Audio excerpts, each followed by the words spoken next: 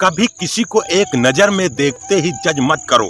अक्सर जो दिखता है वो होता नहीं, जो होता है वो दिखता नहीं। दोस्तों नमस्कार, मैं अमरनाथ पटेल मोटिवेशनल स्पीकर आप लोगों का फिर से इस वीडियो में हार्दिक स्वागत एवं अभिनंदन करता हूं। एक बार एक नौजवान शिष्य अपने गुरु के पास पहुंचा और बोला, गुरुजी एक बात समझ नहीं आती, आप इतने साधारण कपड़े क्यों पहनते हैं? इन्हें देखकर लगता ही नहीं कि आप एक ज्ञानी व्यक्ति हैं जो सैकड़ों शिष्यों को शिक्षित करने का महान कार्य करता है। गुरुजी थोड़ा मुस्कुराए, फिर उन्होंने अपनी उंगली से एक अंगूठी निकाली और उस शिष्य को देते हुए बोले, मैं तुम्हारी जिज्ञासा अवश्य शांत करूंगा, लेकिन तुम पहले मेरा एक छोटा सा काम कर दो।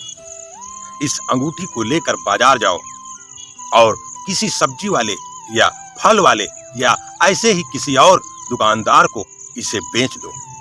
बस इतना ध्यान रहे कि इसके बदले कम से कम सोने की एक असरफी जरूर लेकर वापस आना, खाली हाथ मत आना। शिष्य फौरन उस अंगूठी को लेकर बाजार गया और थोड़ी देर में अंगूठी लेकर वापस लौट आया।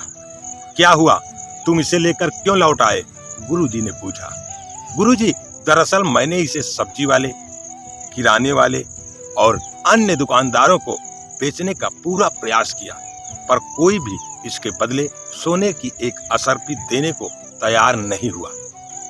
गुरुजी बोले, अच्छा कोई बात नहीं, अब तुम इसे लेकर किसी जौहरी के पास जाओ और इसे बेचने की कोशिश करो। शिष्य एक बार फिर अंगूठी लेकर निकल पड़ा और इस बार भी कुछ ही देर में वापस आ गया।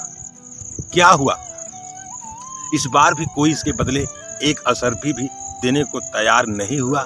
गुरुजी ने पूछा। शिष्य के हाव भाव से कुछ अजीब लग रहा था।